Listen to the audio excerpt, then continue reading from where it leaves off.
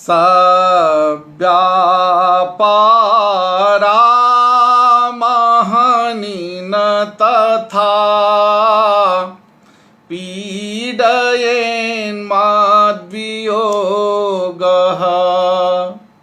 सव्यापारा महनीन तथा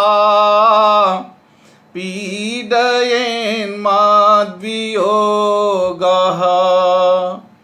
शङ्के रात्रौ गुरुतरशुचं निर्विनोदां सखीं ते मत्सन्देशैः सुखायितुमलं पश्य साध्वीं निशीथे तामुन्निद्रामवनिशयनां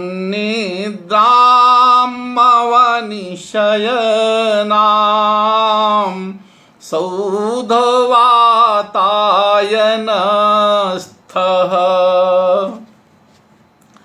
आज यक्षमेघ को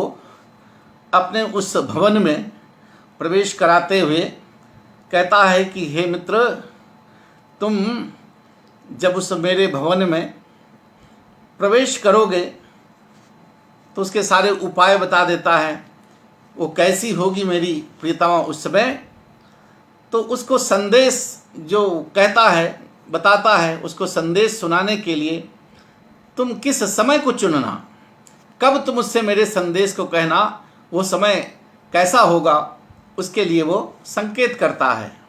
मित्र देखो, सव्यापाराम महनिनः तथा पीडयेन् मद्वियोगः। मद्वियोगः मेरा विरह, मेरा वियोग। अहनि कहते अहनि सव्यापाराम ते सखीं तथा न पीडयेत् रात्रौ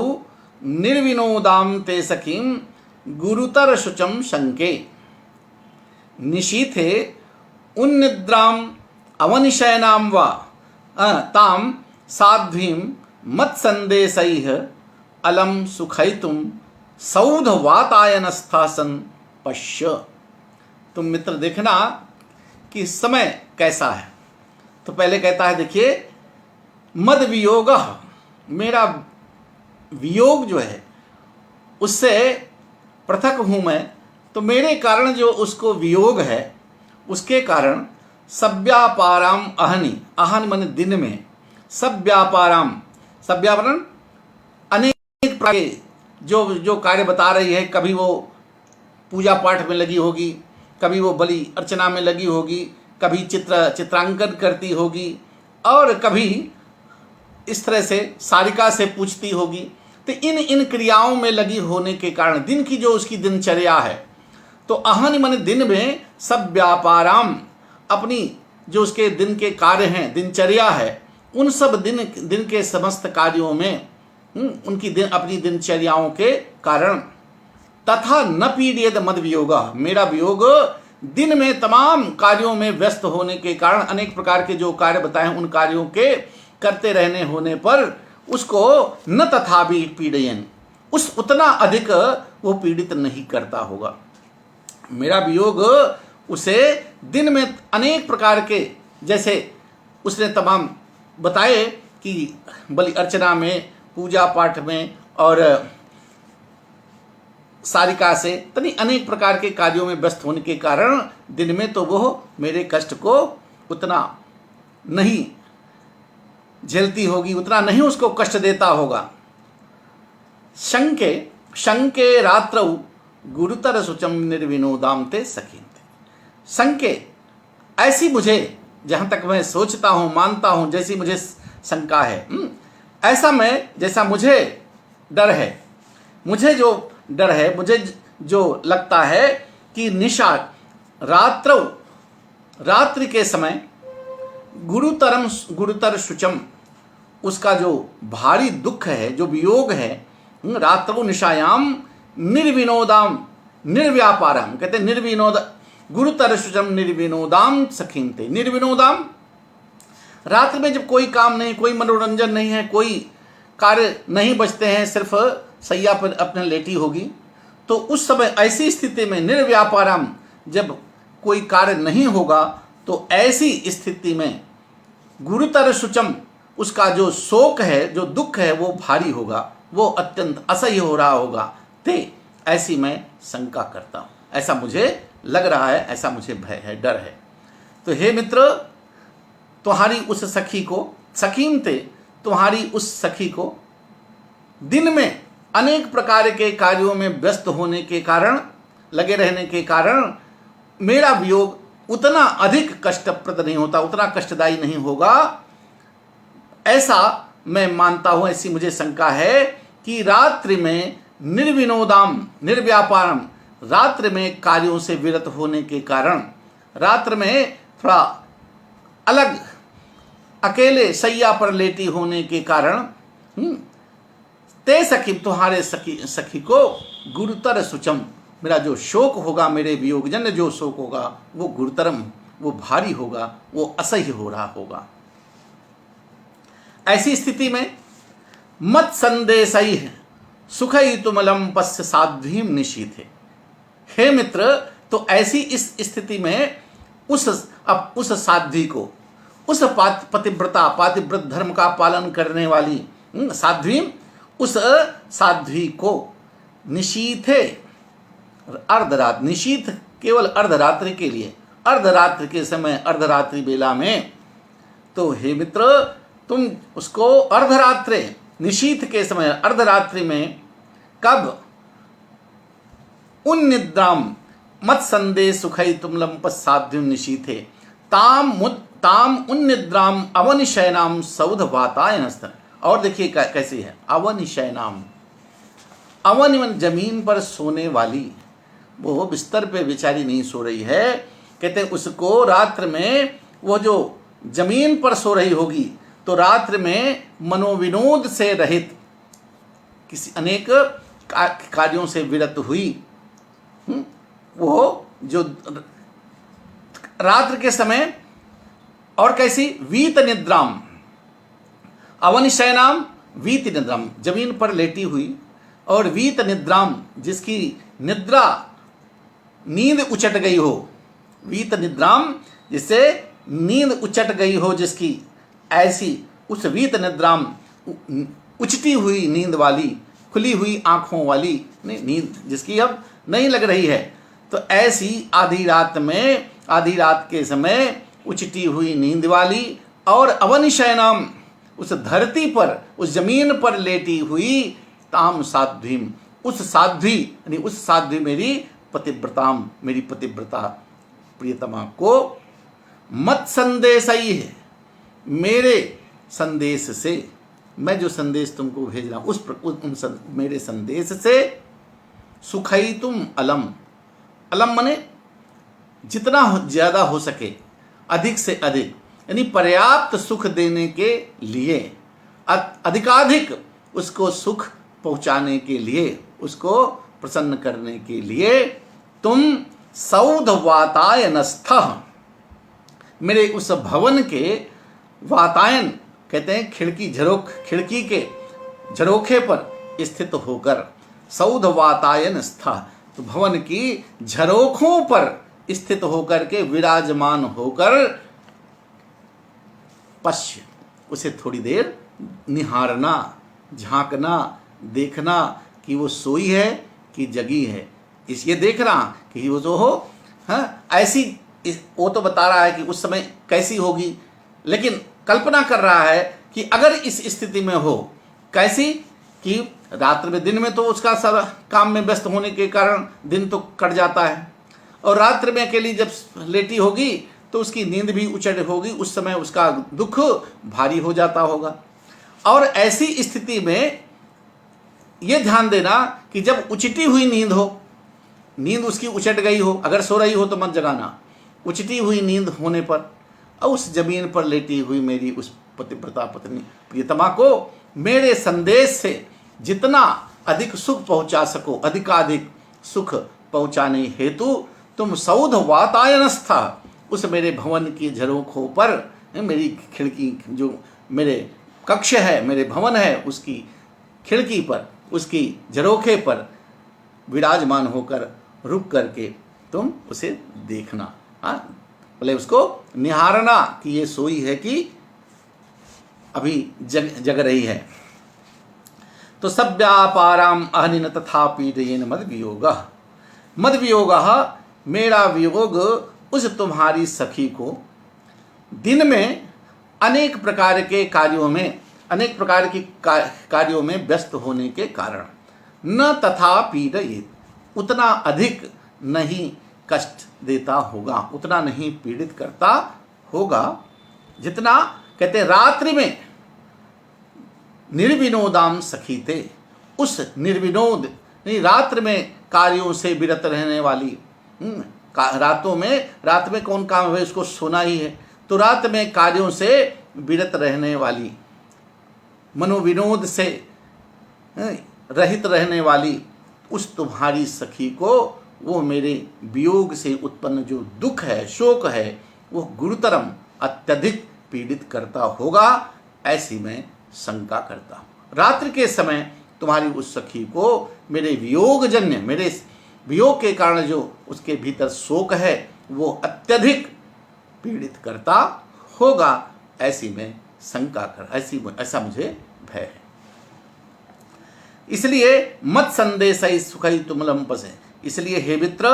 निशीथ है अर्धरात्रि के समय, अर्धरात्रि के समय उन निद्राम, उचटी हुई नींद वाली, जिसकी आंखें खुल गई हो, नींद न लग रही हो, तो उचटी हुई नींद वाली, अवन शयनाम, जमीन पर लेटी हुई, ताम साध्वीम, उस मेरी पतिव्रता प्रियतमा को, मत संदेश ही, मेरे संदेश से, मैं तुम्हें जो कहकर भेज रहा हूँ, मेरे संदेश से अलम सुखई तुम, अलम अधिकाधिक सुख देने के लिए, अधिकाधिक उसको प्रसन्न चित्त करने के लिए, सौध वातायन स्थासन, मेरे भवन के उस झरोखे पर विराजमान होकर पश्य, उसे तुम थोड़ा निहारना, उसे झांक लेना, इसलिए कि वो अभी सोई तो नहीं है। सोई हो तो ऐसी स्थिति में बड़े मुश्किल से तो उसको नींद आती होगी, तो ऐसी स्थिति में जगाना नहीं, जब उसकी नींद उचट जाए तो थोड़ा अर्धरात्रि के समय उसको ये ताकना, देखना।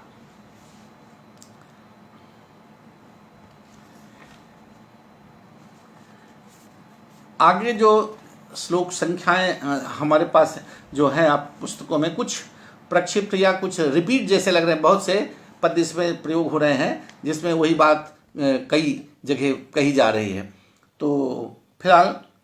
पुस्तक में है तो उसको भी हम प्रस्तुत कर दे रहे हैं। आप अब देखिए अगला पद्य है, स्निग्धा सख्याः कथमपि दिवा ताम न मोक्षन्ति तन्वीं, एका प्रख्या भवति हि जगत्यगनानां प्रवृत्तिः, सत्वं रात्रौ जलदशयना सन्नवातायनस्थः,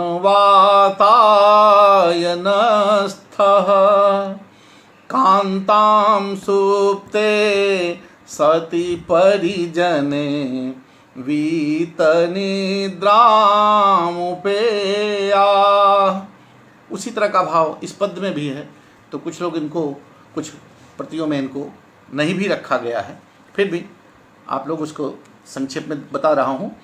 कि भाव वही हैं सब, कि हे मित्र स्निग्धा सख्या कथमपि दिवा ताम्ना मोक्षंत तन्वीं, कहते दिवा, दिन में उसके कैसे समय बीतते हैं, कहते दिन में स्निग्धा, उसकी जो स्नेही प्रेमी सख्या सखियां हैं, अपनी अपनी प्रिय सखियों के साथ, दिन में ताम तन्वीं, कहते दिन जो है उसकी अपनी प्रिय सहेलियों के साथ, तन्वीं कथमपि न मोक्षन्ति, कहते उसकी प्यारी जो सहेलियां हैं वो दिन में उस तन्वी को, उस कृशांगी, उस दुबली पतली मेरी प्रियतमा को किसी प्रकार से उसको छोड़ती नहीं होंगी, उसके पास बैठी रहती होंगी। हाँ, चौड़ा चपाटी जैसे है, दिन में उसके साथ मिलजुल करके कुछ बातचीत करती होगी दिन में। तो दिन में उसकी प्रेमी प्रिय सखियाँ उस तन्वी को, उस मेरी दुबली पतली कृशांगी प्रियतमा को घेरे रहती होंगी। वो किसी कथम अपि न मोक्षंत, किसी तरह से उसको छोड़ती नहीं होंगी, उसके पास बैठी रहती होंगी। ही एक प्रख्या भवति जगत अंगनानाम प्रवृत्ति। ही बने क्योंकि जगति संसार में अंगनानाम प्रवृत्ति एक प्रख्या भवति, क्योंकि संसार में स्त्रियों की प्रवृत्ति, स्त्रियों की जो आदत है, स्त्रियों का जो स्वभाव है, वो प्रायः एक जैसा ही होता है। अभिज्ञान शाकुंतलम में भी कालिदास इसको कहते हैं कि स्त्रियों का जो नेचर है, जो स्वभाव है, प्रकृति है, वो प्रायः एक जैसा ही हुआ करता है। क्योंकि एक किसी को दुख है तो वो भी लगता है कि यार इसका दुख है, मेरे ऊपर भी दुख पड़ सकता है, तो उसको उसी तरह से अनुभव करके उसको कुछ ढाढ़स आश्वस्त करने का प्रयास करती हैं। कालिदास के कहने का प्रयास यहाँ यही है कि स्त्रियाँ भी भाई देखती हैं कि अकेली है, तो चलो भाई अकेली हम ही बैठ के घर में क्या करेंगे, तो चलो उसी के साथ बैठ करके दिन में थोड़ा हम भी मन बहलाएंगे, उसका भी मन बहलेगा। तो ये स्त्रियों की प्रायः एक जैसी प्रवृत्ति होती है। तो कहा कि सत्वम रात्रौ जलद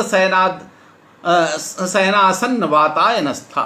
तो हे मित्र, तुम रात्र के समय, हे जलद, हे मेघ भाई, हे जलद, रात्र के समय शयनासन वातायनस्था। शयनासन्य कहते तुम सैया के पास वाली, जहाँ वो सोती है, उस सैया के आसन माने समीप में ही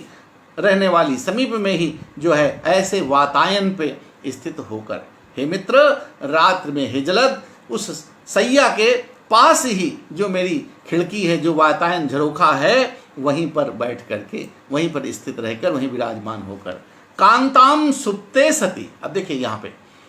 क्लियर कर देता है, कांताम सुप्ते सती, उस मेरी कांता के, मेरी प्रियतमा के सोए होने पर, कांताम सुप्ते सती परिजने सुप्ते सती, परिजनों के सोए होने पर, आसपास उसके नौकर चाकर जो वहाँ हो, वो सब सो गए हो, उनके सो जाने पर, वीत निद्राम कांताम उपेया। तो वीत निद्राम यहाँ पर भी वही है कि उचटी हुई नींद वाली उसके पास तुम पहुँचना। उपेया माने तब उसके पास जाना, उसके पास पहुँचना। तो कहते हैं कि हे मित्र, दिन में स्निग्धा, उसकी प्रिय सहेलियाँ, उसकी प्यारी सहेलियाँ दिन में उसको किसी प्रकार से उसका साथ नहीं छोड़ती होंगी, क्योंकि प्रायः स्त्रियों की, संसार में स्त्रियों की प्रायः एक जैसी ही प्रवृत्ति होती है, एक जैसा ही स्वभाव होता है।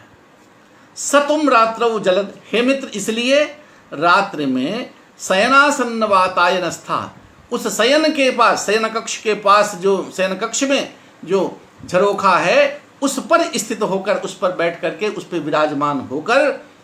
हे मित्र, कांताम सुप्ते सती, परिजने सुप्ते सती, परिजनों के सो जाने पर, नौकर चाकर जो सेवक है उनके सो जाने पर, वीत निद्राम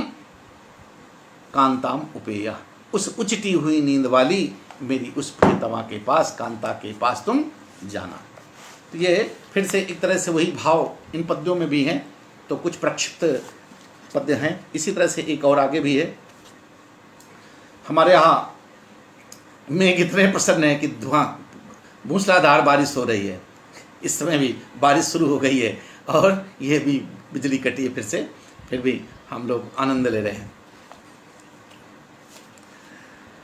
अन्वेष्टव्यामवनिशयने सन्निकीर्णैकपार्श्वाम्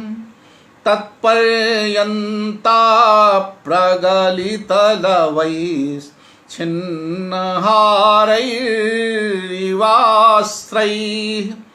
भूयो भूयः कठिनविषमां सारयन्तीं कपोलात् दामोक्तव्यामयमित नखे नैकवेणीं करेण। अब इस पद में कह रहे हैं कि अन्वेष्टव्याम अवनिशयने सन्निकर्णैक पार्श्वाम। अब जमीन पर अवनिशयनाम, उस जमीन पर लेटी हुई, अवन पर जमीन पर लेटी हुई, कैसी? सन्निकीर्णैक पार्श्वाम, एक भाग में एक करवट पर लेटी हुई, जमीन पर भूमि की सैया पर जमीन पर लेटी हुई, कैसे? एक करवट पर लेटी हुई उस मेरी प्रियतमा के। तो अन्वेष्टव्याम अवनिशयने सन्निकीर्णैक पार्श्वाम,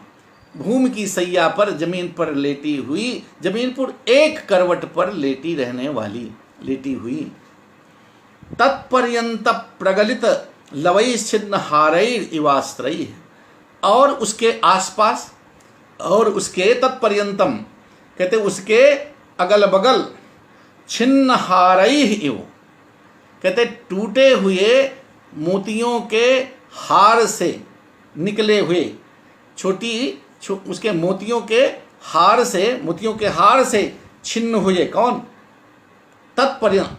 गलित लवैः छिन्न हारैः, और उसके मोतियों के हार से टूटे हुए खंड वाले, अलग हुए टुकड़े टुकड़े, खंड खंड में जो उसके टुकड़े हैं, उनके उस तरह के अस्त्रैः माने आंसुओं से, उसके आंसू जो गिर रहे होंगे, ऐसा लग रहा होगा जैसे उसके हार से मोतियों का हार टूट गया है और उसके बीच बीच से उसकी लड़ियां वहां पर टूटी हुई हैं। तो उस प्रकार से कहते हैं उस सैया के इर्द गिर्द बिखरे हुए, विकीर्ण हुए, खंडित टुकड़े टुकड़े में टुकड़े होने वाले मोतियों के हार के समान अश्रयी अश्रुओं से। अन्वेष्टव्य माने खोजे जाने योग्य, पता लगाने योग्य। क्या? भूयो भूयः कठिन विषयाम सारयन्तीं कपोलाम आमोक्तव्याम अयमित नखेन एक वेणीम करेण। कहते अयमित नखेन, जिसके नाखून अभी कटे नहीं हैं, बिना कटे हुए नाखूनों वाले हाथ से, जिसके हाथ में नाखून नहीं काटे गए हैं, ऐसे जिसके हाथ, तो नाखून ऐसे बिना कटे हुए नाखूनों वाले हाथ से, किसको? परुषाम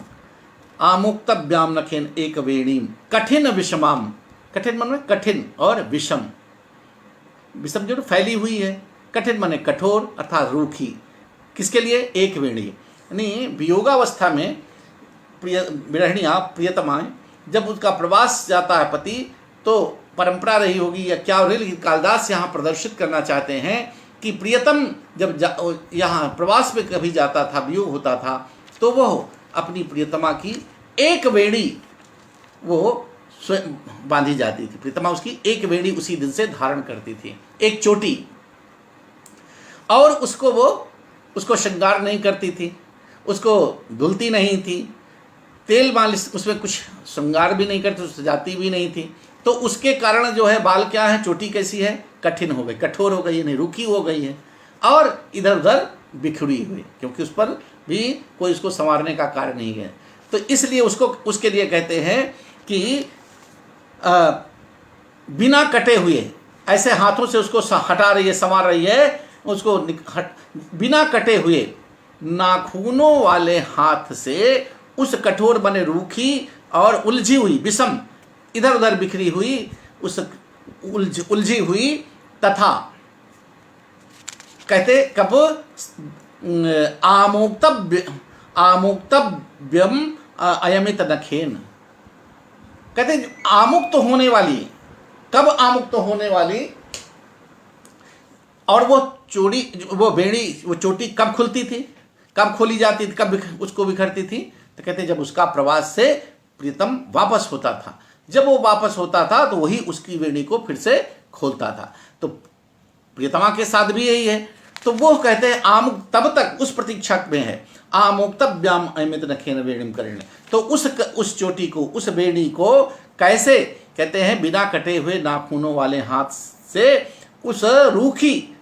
और उलझी हुई, उस इधर उधर बिखरी हुई तथा सापांत में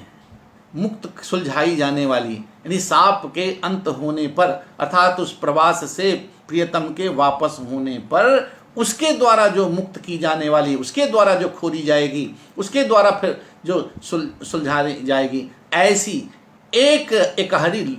एक वेणी, एक वेणी को, एक चोटी को। कभी कभी स्त्रियां दो भी चोटी बांधती हैं, लेकिन एक चोटी यहाँ बांधने का तात्पर्य यही है कि उसका पति प्रियतम साथ में नहीं है, बाहर है। तो उस एक चोटी वाली को अपने कपोलों पर से सारे हटाती हुई ऐसी मेरी प्रियतमा के पास जाना। हे मित्र, जमीन पर लेटी हुई, जमीन पर एक करवट पर लेटी हुई और उसके इर्द गिर्द आसपास बिखरे हुए मोतियों के हार से, मोतियों के हार के टुकड़े के समान लगने वाले आंसुओं से खोजे जाने योग्य, बिना कटे हुए नाखूनों वाले हाथ से उस रूखी और इधर उधर बिखरी हुई, उलझी हुई तथा साप के अंत होने पर अर्थात प्रवास से लौटने पर उसके प्रियतम के हाथों खोली जाने वाली एक चोटी को, अपने उस एक चोटी को अपने कपोलों पर से, जो उस चोटी बिखरी हुई उलझी हुई है, उसको बिना उसको हटाती हुई, उसको गाल पर से, अपने कपोलों पर से बार बार हटाती हुई उस मेरी प्रियतमा के पास तुम जाना। अब ये दो पद्य जो है, इसमें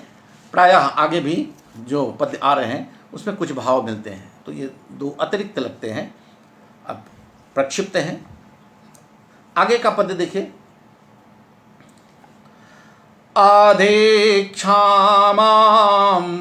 विरह शयने सन्निषण्णैक पार्श्वां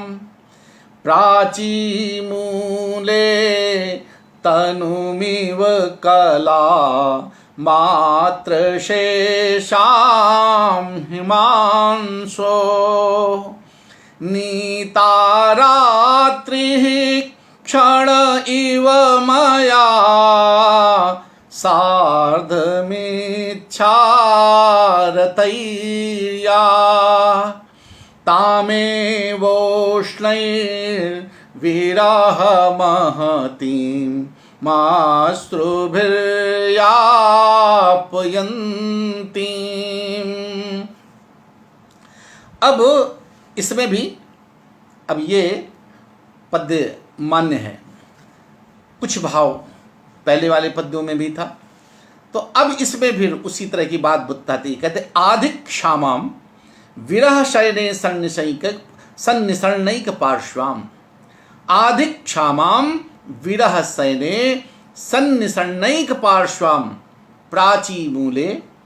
कलामात्र शेषाम हिमांशोः तनुम इव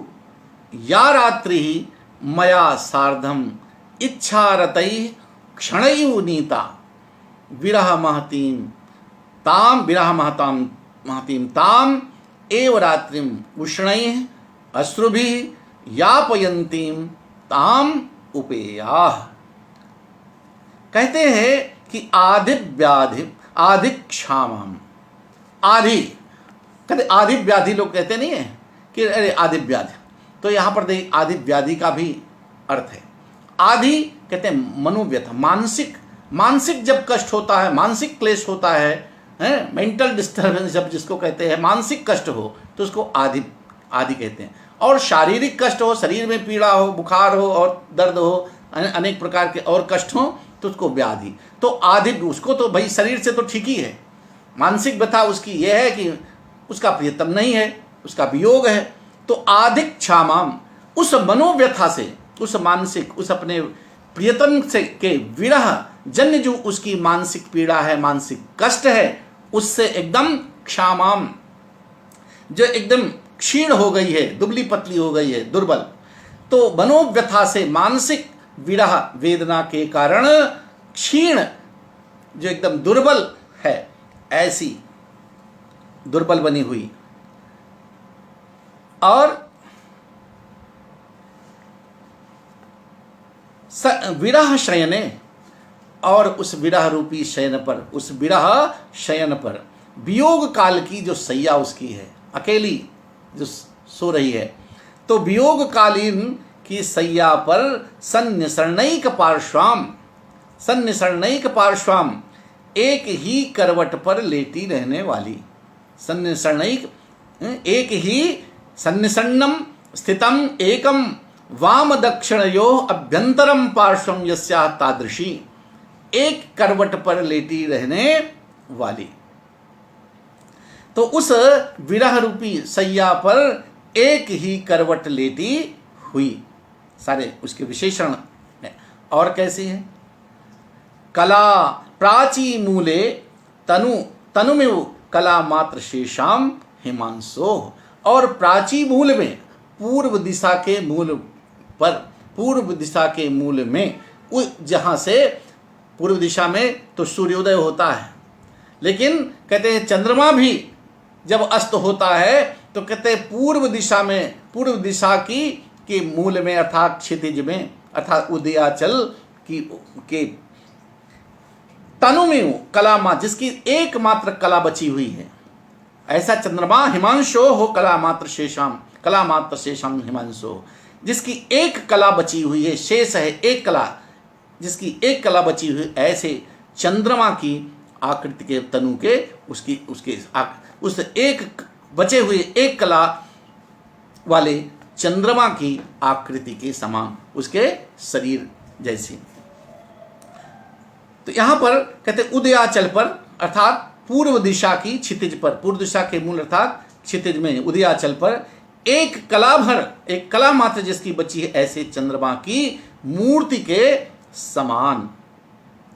रहने वाली स्थित। और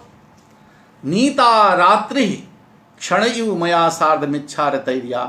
तामेव उष्णैर विरह मातिम अशुभिर्यापयंतिम, कहते जिस रात्रि की हो, सारे रात्रि के विशेषण चल रहे हैं, वो कैसी, उस रात्रि को, नीता रात्रि क्षणयु मया सार्धम इच्छा रतयु, कहते जो रात्रि मया सह, मेरे साथ रहने पर, मेरे साथ होने पर जो रात्रि, उसको इच्छा रतैर्या, इच्छानुसार प्रेम, प्रेम प्रसंग में रत रहने के कारण, अर्थात जो रात्रि मेरे साहचर्य में, मेरे सानिध्य में रहने होने पर, जो रात्रि इच्छा अनुसार, इच्छानुसार रत क्रीड़ा में रत होने के कारण, सुरत व्यापार में संलग्न रहने के कारण एक क्षण की तरह व्यतीत होती थी, नीता मने व्यतीत होती थी। ताम एवं, जो रात्रि एक क्षण की तरह प्रेम व्यापार में संलग्न रहने के कारण मेरे साथ में जो क्षण की तरह व्यतीत हुआ करती थी, ताम एवं, वही उसी रात्रि को वो उष्ण, तामेव उष्णैर विरह महतिम अश्रुभिर यापयंतिम, उसी को विरह के कारण उष्ण अश्रुभि, उसी रात्रि को गर्म गर्म आंसुओं से, वह उन बहने वाले गर्म गर्म सांसुओं के बहने से, यापयंतीम, उस वियोग, मेरे वियोगावस्था में उसी रात्रि को वो गर्म आंसुओं से व्यतीत करती हुई जो ऐसी प्रियतमा है, हे मित्र, उसके समीप में पहुंचना है, जाना है। फिर से देखिए कि आदि क्षामाम विरह सैने सन्निलय से, तो शरीर से, मनोव्यथ से, मानसिक विरह के कारण, मानसिक विरह से, मानसिक विरह से क्षीण काय वाली, अत्यंत दुर्बल कृशांगी वो मेरी क्षीण, और विरह शयने, विरह रूपी सैया, विरह सैया, विरह रूपी वियोगकालीन सैया पर एक मात्र एक करवट पर सोने वाली, एक करवट पर लेटी हुई। प्राची मूले तन्मु कलामा, पूर्व दिशा में,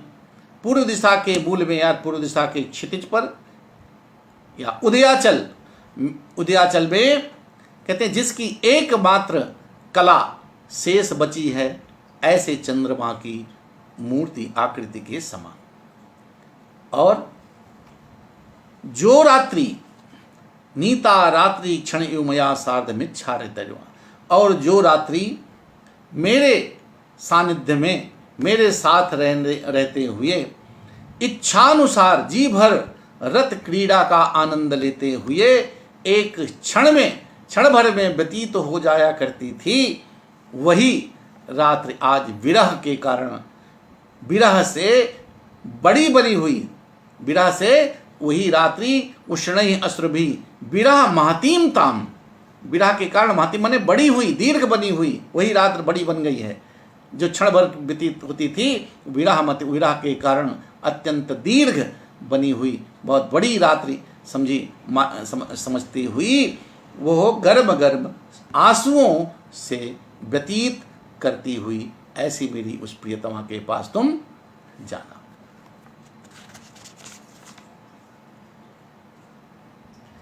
यहां पर सीधे ये उपमा अलंकार स्पष्ट रूप से द्रष्टव्य है। अब उसी की दशा, यक्षिणी की क्या दशा है, उसी पर वो अभी उसको बता रहा है। पादानिंदोरमृत शिशिरान् जाल मार्गा प्रविष्टान् पूर्व प्रीत्या गतमभिमुखं सन्निवृत्तं तथैव चक्षुखेदात् सलिलगुरुभिः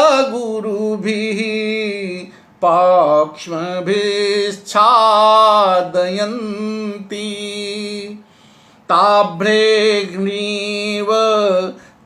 साभ्रेग्निव स्थलकमलनीं न प्रबुद्धां न सुप्ताम्। अब इसमें यक्षिणी की दशा का वर्णन करते हुए मेघ से कहता है यक्ष, हे मेघ देखो वो मेरी प्रियतमा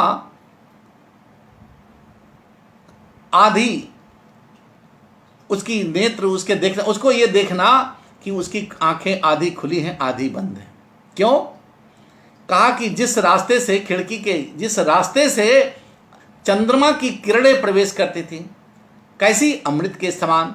जब उसका प्रियतम था तो चंद्रमा की किरणें जो प्रवेश करती थी, चंद्रमा किरणें तो शीतल होती हैं, तो चंद्रमा की जो किरणें अमृत के समान जो शीतल किरणें थी, वो पहले पूर्व स्नेह के कारण अभी भी उसके यहाँ प्रवेश तो करती होंगी, लेकिन उसकी विरह व्यथा को देख करके, चूंकि वो वियोगनी है इस समय, उसका प्रियतम है नहीं, इसलिए वो चंद्रमा की जो शीतल किरणें थे वो उसी जिस मार्ग से प्रवेश करती हैं उसी मार्ग से वो वापस हो लेती हैं, वापस हो जाती हैं। इसलिए कि जब वो उसकी आंखों में, विरह के कारण उसके आंखों में आंसू भरे होंगे, आंसुओं से उसकी आंखें भारी बनी होंगी, तो कहते हैं उस समय, और उसके जो आंसू हैं वो दोनों पलकों के बीच ढके होंगे, बंद होंगे, अर्थात आंसू आंखों के भी डबडबाई हुई आंखें कैसी होंगी, डबडबाई हुई आंखें होंगे। आंखें डबडबाई का मतलब जब आंसू टपक न पाए और पलकों के भीतर ही भरा रह जाए, तो उस तरह से बरौनियों से और पलकों से ढकी रहने वाली, ऐसे तो उस समय तुम कैसे अनुभव करोगे। कहते जैसे मेघाच्छिन्न दिन में, जैसे बादलों के छाए रहने पर स्थल कमलिनी न तो वो पूर्ण रूप से खिल पाती है और न पूर्ण रूप से वो बंद ही रह पाती है, अधखिली अवस्था में रहती है, तो वैसी मेरी वो प्रियतमा की हालत होगी। न उसके आंसू बह पा रहे होंगे और न वो उसको रोक पा रही होगी, निकल भी रहे हैं और गिर भी नहीं रहे हैं, तो ऐसी द्वंद्व स्थिति में उसकी स्थिति जो होगी उस पर तुम दृष्टिपात करना। तो कहते हैं हे मेघ, कहते हैं पादान पादान इंदोर अमृत शिशिरान जाल मार्ग प्रविष्टान, जाल मार्ग प्रविष्टान अमृत शिशिरान इंदोह पादान अभिमुखम पूर्व प्रीत्या यथा गतम तथैव सन्निवृत्तम चक्षुः खेदात् सलिल गुरुभिः पक्षिभिः छादयन्तीं साभ्रे अग्नि इव न प्रबुद्धाम न सुप्ताम अस्थल कमलिनीम इव ताम उपेया। हे मित्र, कहा हे मेघ, जाल मार्ग प्रविष्टान, जाल मार्गान जालानाम गवाक्षाणाम मार्गेण पथा प्रविष्टान प्रविष्टान प्रवेशम कुर्वता। कहते जाल मार्ग से, खिड़की के रास्ते से, उस झरोखे के मार्ग से प्रवेश करने वाली, प्रवेश करती हुई कौन? अमृत शिशिरान, अमृतेन पीयूषेण शिशिरान शीतलान इंदोह इंद्रस्य। कहते अमृत के समान, अमृत के कारण शीतल चंद्र किरणों की, अमृत के कारण चंद्रमा में अमृत रहता है, तो उसके कारण उसकी किरणें भी कैसी होती हैं? शीतल होती हैं। तो अमृत के कारण शीतल चंद्र किरणों की ओर उसकी दृष्टि, कहते हैं चंद्रमा की जो झरोखे से किरणें आती थीं, चांदनी प्रवेश करती थी, एक वो काल पूर्व प्रीतम के रहने पर, तो पूर्व प्रीति के कारण, पहले के स्नेह के कारण, पूर्व स्नेह के कारण पहले तो प्रवेश किए गए और फिर उसको लौटना भी, फिर जैसे पहुंचे, जैसे प्रवेश किए और वैसे ही, हाँ कहते नहीं, एक पांव गए और तुरंत उसी पर से पांव से लौट आए। तो पहले प्रवेश किए गए और पहले तो पूर्व प्रीति के कारण वो आया कि भाई चलो, उसकी आदत पड़ी है तो प्रवेश किया और देखा कि ये तो अकेली पड़ी है विरावस्था में, तो वो फिर लौट भी लेती हैं किरणें। तो कहते पूर्व स्नेह के कारण पहले तो प्रवेश किए गए और वैसे ही लौटे हुए, वैसे ही वापस हुए कि कौन, किनको? नेत्रों को। स्थिति क्या है? वो लेटी हुई है, तो लेटी हुई है तो चंद्रमा, झरोखे से चंद्रमा की किरणें आती हैं। तो पहले प्रेम यह है कि प्रियतम था तो उसको देखती थी तो आनंद मिलता था, वो किरणें आती हैं तो उसको नेत्रों को उधर वो देखती भी है, नेत्रों को देखती है, लेकिन अब वो अकेली है तो देखा तो कि किरणें वही हैं, लेकिन वो शीतलता नहीं है, इसलिए कि प्रियतम नहीं है। तो देखा और देख करके फिर अपने नेत्रों को वापस कर लिया। तो इस प्रकार से तो पहले तो उधर देखे गए और फिर वैसे ही उसको लौटे हुए अपने नेत्रों को, किसके कारण? शीत इंदोहो पादान किरणान अभिमुखम सम्मुखम पूर्व तथैव तेनैव प्रकारेण उसी प्रकार से लौटे हुए नेत्रों को खेदात, दुख के कारण, सलिल गुरुभी, सलिलई अश्रुभी गुरुभी, मतलब आंसुओं के भरे होने से, आंसुओं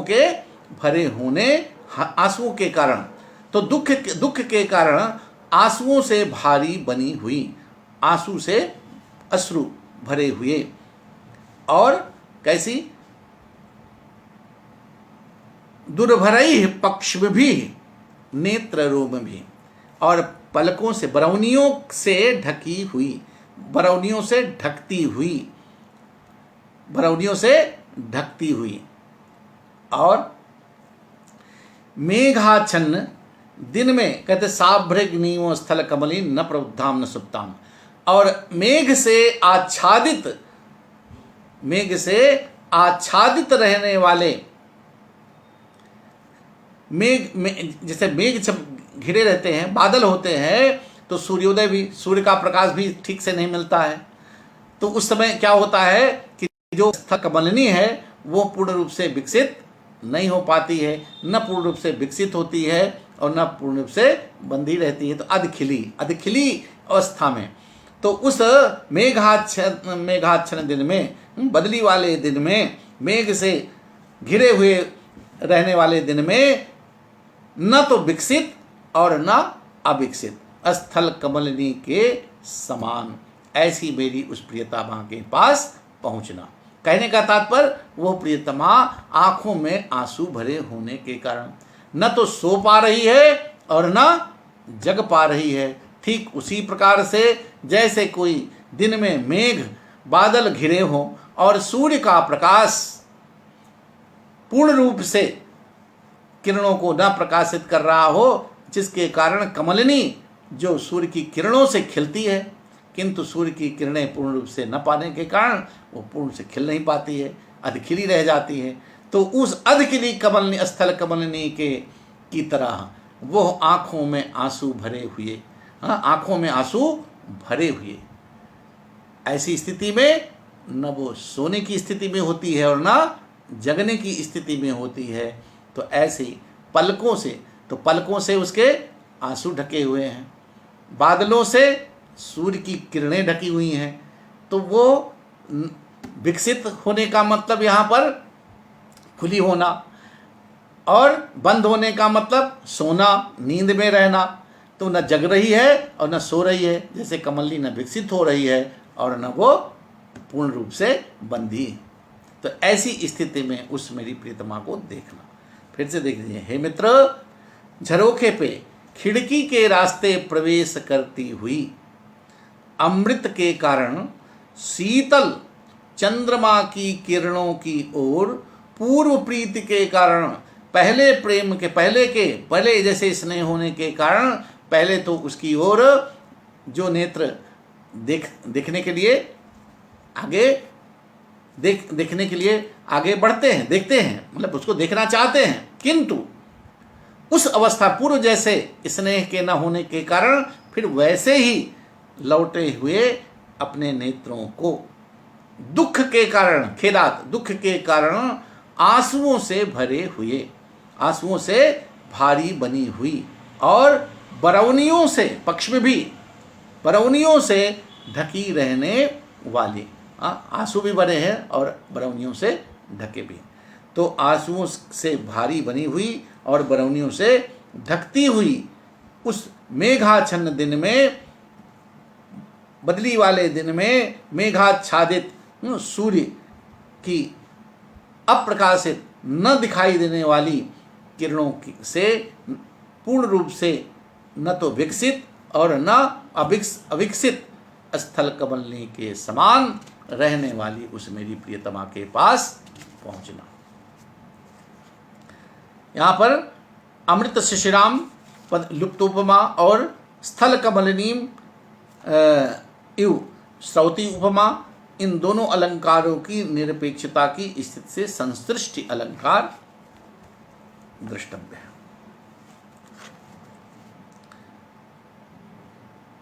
एक पद्य और देख लेते हैं। निश्वासेनाधर किसलय क्लेशिना वीक्षिपन्ति, शुद्ध स्नानात् परशुमलकं नूनमागण्डलम्बं, मत्संभोगः कथमुपनयेत् स्वप्नजोपीति निद्राम्, माकाङ्क्षन्तीं नयनसलिलोत् पीडरुद्धावकाशाम्। अब यहाँ भी उसी तरह का सब पद्यों में एक तरह के भाव मिल रहे हैं। तो ऐसी उस विरह वेदना में उसकी स्थिति क्या होगी? तो कहते हैं निश्वासेनाधर किसलय क्लेशिना विक्षिपन्तीम, शुद्ध स्नानात्, कहते शुद्ध स्नान के कारण, शुद्ध स्नान के कारण, शुद्ध स्नानात् परुषम। अब वो वियोग में है, प्रियतम नहीं है, तो उसका स्नान भी बड़ा सादगी से होता है, उसमें न तेल साबुन कुछ नहीं लग रहा है, शैम्पू इत्यादि नहीं लग रहे हैं। उस समय सब कालिदास मेघे प्रीतम के प्रवास में उसके सारे श्रृंगार रुक गए हैं। तो कहते हैं शुद्ध स्नान करने के कारण, अर्थात तेल साबुन से रहित स्नान होने के कारण, स्नान करने का, तो तेल आदि के प्रयोग से वंचित रहित स्नान करने के कारण। कैसे? परुषम, रूखे हुए, कठोर, जो एकदम चिकने नहीं है, स्नेहिल नहीं है, चिकन कठोर हो गए हैं, बालों के लिए है, बालों की विशेषता है। तो शुद्ध स्नानात् परुषम आगंड लंबम अलकम, कहते शुद्ध स्नान करने के कारण, परुषम तेल साबुन विहीन स्नान करने के कारण, परुषम मने रूखे हुए, रूखे कठोर, आगंड लंबम, आगंड मने कपोलों तक लटके रहने वाले, गालों पर लटकते हुए, अलकम मने बालों को, अधर किसले क्लेशिना निश्वासेन नूनम विक्षपंती, ऐसे बालों को जो शुद्ध स्नान करने के कारण रुके हुए हैं और उसके गालों पर लटके हुए हैं कुछ, तो उनको क्या कर रही है? अधर किसलय क्लेशिना निश्वास से, और उसके वियोग में जो गर्म गर्म सांसें निकल रही हैं उनसे, तो गर्म गर्म निश्वास यानी गर्म सांसों के कारण जो उसके किसलय सदृश अधर हैं, जो किसलय कोमल पत्तियों जैसा जो जिसका अधर है, जिस प्रियतमा का, ऐसे पल्लव, कोमल पल्लव है ना, किसलय जैसे अधरों को क्या करने वाली? क्लेशित करने वाली, तपाने वाली, उनको भी तपाने वाली, गर्म करने वाली, ऐसी सांसों से वो उनको क्या करती? हटाती हुई। तो तेल आदि शुद्ध स्नान करने के कारण कुछ रूखे हुए और गालों पर लटकते हुए बालों को, किसलय के सदृश अधरों को तपाने वाली, अच्छा सांसों से, कहते हैं किससे? निश्वासेन नूनम विक्षपंती,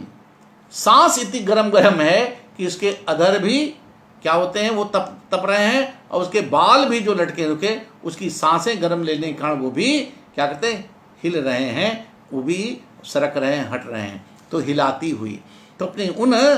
तो ऐसी सांसों के लिए कहा कि तो शुद्ध स्नान करने के कारण रूखे हुए और गालों पर लटकने वाले बालों को, तथा बालों को किसलयों के समान अधरों को तपाने वाली सांसों से हिलाती हुई, विक्षपंती बने हटाती हुई, हिलाती हुई उसको है? और मत संभोग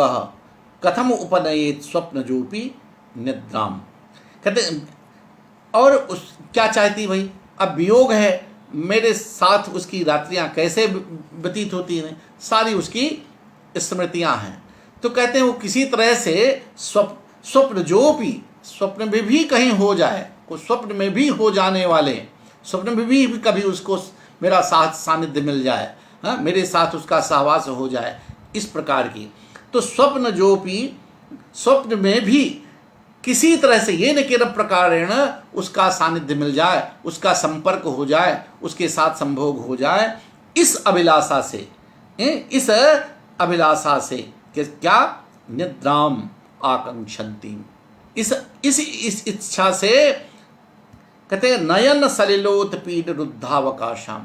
नयन आंसुओं में, इस अभिलाषा से आंसुओं के प्रवाह के द्वारा, आंसुओं के नयन सलिलोत पीड रुद्धावकाशम, नेत्र आंखों से बहने वाले जो आंसुओं के प्रवाह द्वारा अवरुद्ध की गई निद्राम, निद्रा को चाहती हुई, ऐसी नींद को, वो नींद सोना चाहती है, वो इस स्थिति सोना चाहती है कि किसी प्रकार से स्वप्न में भी उसके प्रियतम का सहवास मिल जाए, हाँ, सानिध्य मिल जाए। तो इस अभिलाषा से वो आंसुओं के द्वारा अवरुद्ध की गई, आंसुओं के द्वारा रोकी गई नींद को, निद्रा को चाहती हुई, ऐसी मेरी उस प्रियतमा के पास पहुंचना। तो कहा हे मेघ, निःश्वासेन, उस शुद्ध तेल इत्यादि से शुद्ध रहित शुद्ध स्नान करने के कारण रूखे हुए बालों वाले, रूखे जिसके बाल रूखे हुए हैं तो रूखे हुए, ये सारे विशेषण हैं अलग के, तो कुछ रूखे हुए, और नूनम आगंड लंबम, और गालों तक, गालों पर लटके हुए, गालों तक लटके हुए, अलका बने बाल को, पल्लव के सदृश, किसलयों के सदृश अधरों को क्लेशित करने वाली, तपाने वाली, निश्वास से गर्म गर्म सांसों से हिलाती हुई, विक्षपंती, उसको हटाती हुई, हिलाती हुई, और स्वप्न जो भी कहते हैं, स्वप्न में भी जिस किसी तरह से ये न किन प्रकारण मेरा मुझ जैसे प्रियतम का उसे सहवास मिल जाए, मेरा सानिध्य मिल जाए, उसे उस प्रकार की अभिलाषा करने वाली, आंसुओं से प्रवाह जिसके अवरुद्ध हो गए हैं, आंसू के प्रवाह से अवरुद्ध हुई, रोकी हुई नींद को चाहने वाली उस मेरी प्रियतमा के पास हे मित्र तुम पहुंचना। चलिए आज का पाठ यहीं पे विराम लेते हैं। आप जो लोग भी हमारे इस आमुख पटल पर जुड़ रहे हैं, डॉक्टर नीलेंद्र त्रिपाठी, बहुत बहुत आपको शुभकामना, बहुत बहुत नमस्कार। आज आप दृष्टिगत हो रहे हैं। मनीष कुमार और भी जो भी हमारे ये चेहरे पटल पर दिखाई दे रहे हैं, आप सबका बहुत बहुत हार्दिक अभिनंदन है, बहुत बहुत आपको शुभकामनाएं हैं। और संस्कृतम भारतम के इस आमुख पटल पर आप जितने हमारे गुरुजन, प्रियजन, मित्रजन, स्नेहीजन और जितने विद्यार्थीगण सब इसका मेघदूत का रसास्वादन कर रहे हैं, मेरा मनोबल बढ़ा रहे हैं, आप सबको बहुत बहुत शुभकामना, हार्दिक अभिनंदन, हार्दिक आभार, धन्यवाद। और विशेष रूप से संस्कृतम भारतम के संयोजक प्रोफेसर मदन मोहन झा जी के प्रति भी आप सबका बहुत बहुत आभार, धन्यवाद। कल मिलते हैं।